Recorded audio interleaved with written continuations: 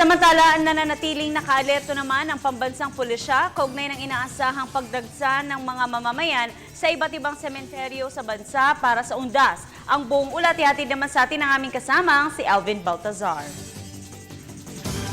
Ngayong araw na ito, inaasahan ng Manila Memorial Park Management magsisimulang magsipagdagsaan ang mga kababayan natin dito upang dumalaw sa puntod ng kanilang mga mahal sa buhay.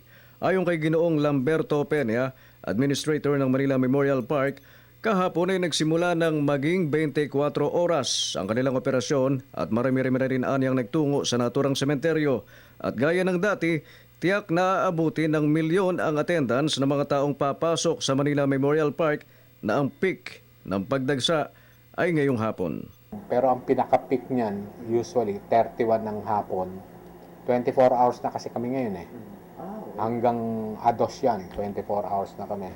As of September 30, nasa 70,000 ang nasa record na nakalibing sa Manila Memorial Park. Kada buwan, nasa 180 hanggang 200 ang inililibing dito. Kaya sa taon-taong paggunita sa undas, lumalaki ang bilang ng mga humahangos. Conservative estimate na lang natin sa isang patay, 6 ang dadalaw.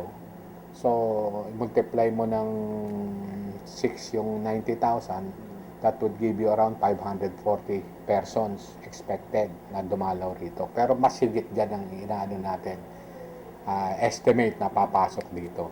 At dahil sa dami ng inaasahang kapal sa bilang ng mga taong magtutungo sa naturang sementeryo, kakibat nito'y ano pa kung hindi grabing traffic. Kaya kung kakayanin din lang, mas may ginaumanong mag-carpooling dahil bukod sa malaking kabawasan sa bilang ng mga sasakyan, tipid pa sa gasolina. Para sa Telebisyon ng Bayan, Alvin Baltazar.